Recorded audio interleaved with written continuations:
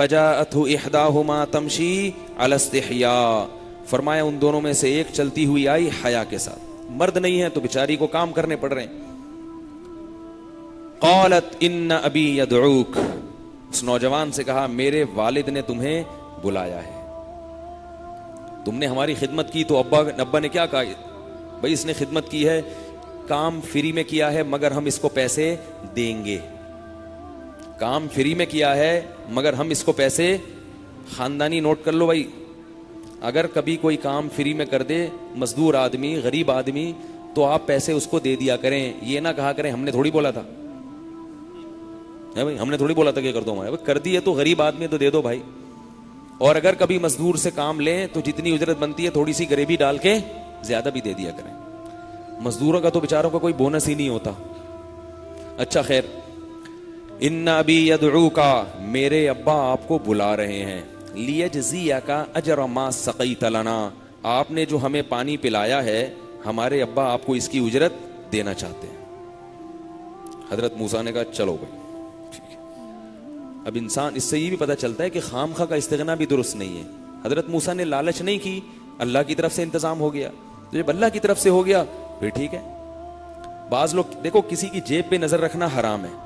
बाज पीर ऐसे होते हैं कि मुरीद खारिश के लिए जेब में हाथ डालते हैं तो समझते हैं जेब से पैसे निकाल रहे हैं। अगर ये समझ में दिल में लालच आ गई फिर मुरीद आपको पैसे दे तो वो हदिया कबूल मत करो, क्योंकि ये लालच के साथ आ रहा है। बगैर तवक्को के आ जाए उसे कबूल करना चाहिए। इसमें छोटा सा वाकया सुना दूं ताकि ये खानदानी लोगों का ये पहलू समझ में आ जाए।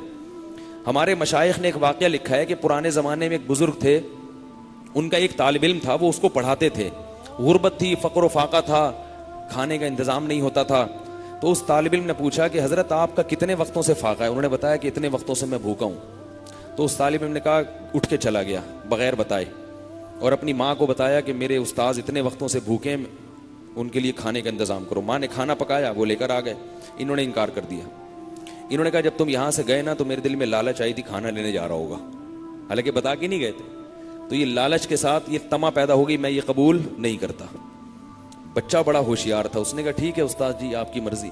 चला गया, अगले गेट से वापस ले आया। कहा अब तो उम्मीद नहीं थी ना, तमा नहीं थी ना। उन्होंने कहा आप तो मायूस हुए। उन्होंने कहा बिस्मिल्लाह करें, ठीक है, खा लिया ना। यह है इस्तिग़ना के साथ जब कोई चीज आ जाए इनकार मत करो, लोगों की जेबों पे नजर ना करो कि ये यूं कर रहा है, ये जाएगा तो ये करेगा। इसी में हदिये की भी वो है कि हदिया अगर इस्तिग़ना के साथ आ जाए अल्लाह की नेमत है। लालच के साथ आए ना, लालच के साथ आए तो फिर ये क्या है, फिर इसमें बरकत नहीं होती और अल्लाह लोगों का मोहताज बना देते। जैसे खवातीन के बच्चा पैदा हुआ ना तो लिफाफों में हदियों का इंतजार कर रही होती है। वो चमूनी आप आएंगी 500 रुपये लेके आएंगी, और वो वाली आप आएंगी तो 1000 रुपये लेकर आएंगी। वो खाली हाथ आ गई तो बेहोश होने लगी, ये क्या हो रहा है। तो ऐसी कंडीशन में चमूनी आपा 1000 भी लाए ना, बोलो आपा ये रखो अपने पास, आपा को चाहिए आए अगले गेट से वापस लाके पकड़ा, लेकिन आपा पकड़ाएंगे नहीं वो, क्योंकि चमूनी आपा है। अच्छा खैर, तो अब मूसा अलैहिस्सलाम ने कहा भाई ये किसकी तरफ से इंतजाम है? तो कुदरत की तरफ से, अल्लाह की तरफ से। चले गए। फलम्मा जाअहू, जब पहुंचे हैं तो सिर्फ उजरत की बात नहीं, फिर तो सलाम दुआ। उन लड़कियों के बाप ने पूछा कौन हो, कहां से आए हो? उन्होंने पूरा वाकया सुना दिया ताकि कहीं ठिकाना मिले। क़स्सा अलैहिल क़सस क़ाल ला तख़फ़, बड़े खानदानी थे यार वो लड़कियों के वालिद बुजुर्ग। क़ाल ला तख़फ़, खौफ मत करो, गम ना करो, नजौत मिनल क़ौमिज़ ज़ालिमीन, अल्लाह ने तुम्हें ज़ालिमीन से निजात दे दी है, बच गए, बस इसी शहर में रहो, कोई मसला नहीं है। तसल्ली के जुमले, मुसाफिर को बड़ी सख्त तसल्ली की जरूरत होती। और हमारे यहाँ मुसाफिरों को पता चल जाए ना बाहर का आया हुआ है, टैक्सी वाला सबसे पहले उसको लूटता है। बाहर से उसको तो रेट का ही नहीं पता, तो वो लूटेगा पहले उसको, ठीक है ना। कह रहे फिक्र नहीं करो। मैं एक दफा लाहौर चला गया, पुराने वक्तों की बात है। लाहौरी ने मेरी बातचीत के स्टाइल से अंदाजा लगा लिया, वो टैक्सी वाले ने, कि ये बंदा कहां से आया है, कराची। अब मुझे जाना इस गली में था, पूरे लाहौर घुमा घुमा के उस गली में उतार दिया टैक्सी वाले ने। अच्छा खासा बिल बना लिया। फिर लोगों ने बताया ये तो अगली गली में था। और तो इस तरह टोपियां कराते हैं, कराची वाले भी कराते हैं, सब टोपीबाज हैं आजकल, अल्लाह माफ फरमाए।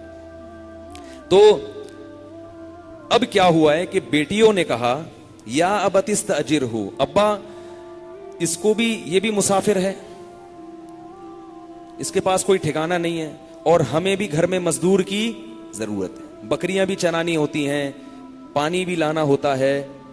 लड़कियों के लिए घर से बाहर निकलना मुनासिब खानदानी थी ना, बेटियों के लिए जॉब करना मुनासिब नहीं है, तो इसी को मुलाजिम रख लें। क्यों? अब्बा इसमें दो क्वालिटीज हैं, इसमें दो क्वालिटीज। बच्चियां बड़ी ज़हीन थी, खानदानी थी ना। इन्न खैर मन इस्तअजरतल कवियुल अमीन, जिसको भी मुलाजिम रखा जाता है उसमें दो सिफात होनी चाहिए। एक, ताकतवर होना चाहिए। मजदूर घर में जब काम काज के लिए रखा जाए या मुलाजिम रखा जाए तो सेहत कैसी होनी चाहिए? अच्छी। ऐसा ना हो कि उससे कोई काम लिया, उसका मेडिकल का जो है ना, फिर आपका वो अलाउंस उसको अलग से देना पड़ रहा हो कि यार तुमसे 2 डोल निकलवाते हैं और 4 डोल तुम्हें पिलाने पड़ते हैं, ठीक है ना। उसके बदले 1 डोल तुम निकालते हो, तुम्हारा पसीना इतना निकल जाता है कि फिर आधा डोल तो तुम ही पी जाते हो। तो सेहत होनी चाहिए। और अमीन, अमानतदार, डंडी ना मारे, वरना वो दुकान पे आप किसी को बिठाए ना, वो खुद ही खाना शुरू कर देता है उसमें से। अब उलमा ने लिखा है कि उन लड़कियों को ये इतनी जल्दी पता कैसे चल गया कि ये इतने सेहतमंद भी हैं और अमानतदार हैं, खयानत नहीं कर रहे। उसकी वजह उलमा ने बयान की है कि उन लड़कियों ने देखा कि इन्होंने जिस स्पीड से डोल निकाला है ना, इससे अंदाजा लगाया कि इस नौजवान के बाजू में ताकत बेपनाह है। क्योंकि वो जो सारे थे ना, वो ऐसे खींच खींच के ई करके निकाल रहे थे। हजरत मूसा, जाहिर है मुक्के में इतनी ताकत है, तो वो हजरत मूसा ने ऐसे डोल फेंका, यूं करके निकाल लिया। वो लड़कियां देख नहीं थी, तो बड़ा ताकतवर है भाई। और अमानत का ऐसे पता चला कि शरीफ है, उनकी नजरों की हिफाजत से, कि इस पूरे प्रोसेस में कभी हमारी तरफ इस नौजवान ने नजर उठा के,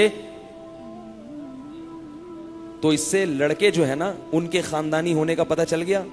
लड़की खानदानी वो होगी जिसमें शर्म हो, और लड़का खानदानी वो होगा जो किसी की बहू बेटी पे नजर, बोल लिया करो, मैं गुस्सा आ जाएगा मुझे, बता रहा हूं मैं।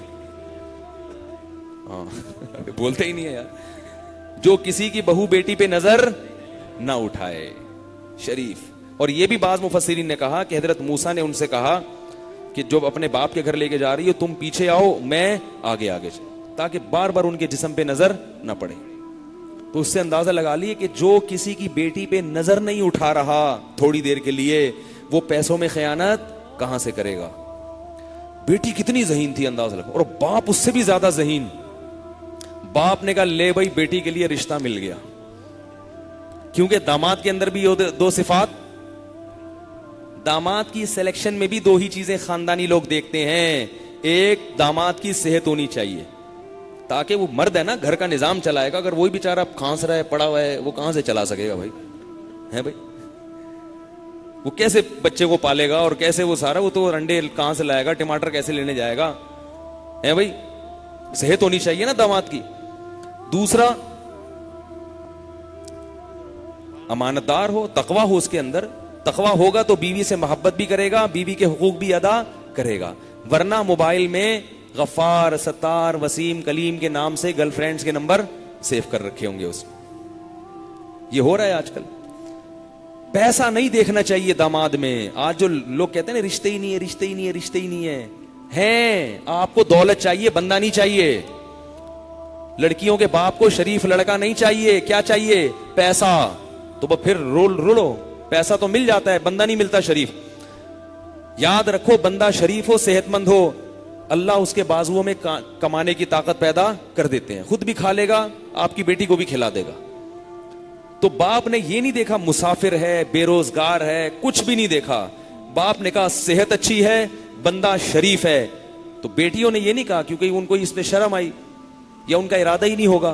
बाप ने कहा, इन्नी उरीदु अन कुन की हक इहदबनतैय हातैन, इन 2 बेटियों में से मैं अपनी एक बेटी का तुमसे निकाह करना चाहता हूं। लेकिन मुआहदा होता है, मामलात होते हैं। अभी कर दिया, तुम्हें बीवी मिल गई, तुम चले गए, हैं भाई। तो एक मेरा साथ मुआहदा कर लो, 10 साल 8 साल तुमने मेरी बकरियां चरानी है, 8 साल तक तुम कहां रहोगे? यहीं रहोगे। मेरी खिदमत करने वाला कोई बेटा नहीं है, तो मेरे बेटे बनके क्या करोगे? 8 साल तक यहीं रहोगे। फ़इन अतममता अशरन, और अगर 10 साल पूरे कर दिए तुम्हारी तरफ से, ये क्या होगी? गरीबी होगी। कोई इस्तिखारा निकाला?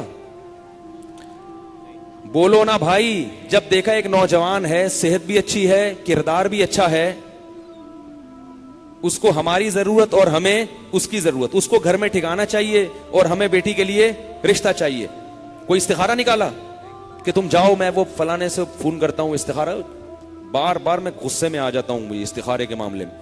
ये जो आजकल के इस्तिखारे हैं, ये वो सुन्नत इस्तिखारे नहीं है। गूगल पे मुफ्ती तारिक मसूद इस्तिखारा लिख के 10 मिनट का बयान सुन लेना। इस्तिखारों के नाम पे बहुत उल्लू बना रहे हैं मौलवी लोग। जो मौलवी कहे ना कि इस्तिखारे में निकला है कि यहां शादी नहीं करो, तो बोलो कि अब तो करके दिखाऊंगा मैं, अब तो बच्चे पैदा करके दिखाऊंगा मैं तुझे, और बताऊंगा कि ये उस के बच्चे हैं, उस लड़की के जिसके इस्तिखारे में शादी नहीं होना निकला था, लेकिन देखो 6 बच्चे पैदा हो गए। ये नेगेटिव इस्तिखारा था कि 6 बच्चे पैदा हो गए। जब इस्तिखारे में नेगेटिव निकले ना, लाजमी किया करो। ये पॉजिटिव नेगेटिव कुछ भी नहीं होता इस्तिखारे में, ये जाहिल मौलवियों ने उड़ाया हुआ है। सुन्नत इस्तिखारा क्या है वो गूगल से पूछ लेना, मैंने गूगल को समझा दिया है। अब मैं हर एक को अलग अलग नहीं समझा सकता, तो गूगल को बोलोगे वो गूगल आपको खुद ही समझाएगा। 3 दफा गूगल को समझाया मैंने, तो 3 बयानात उसमें मिल जाएंगे आप।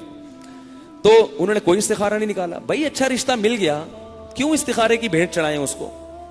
अच्छा रिश्ता मिल गया और ये बंदा फिटफाट माशाल्लाह खूबसूरत तो थे वो, और क्या चाहिए? उन्होंने कहा इन्नी उरीद, मैं निकाह करना चाहता हूं, कबूल है?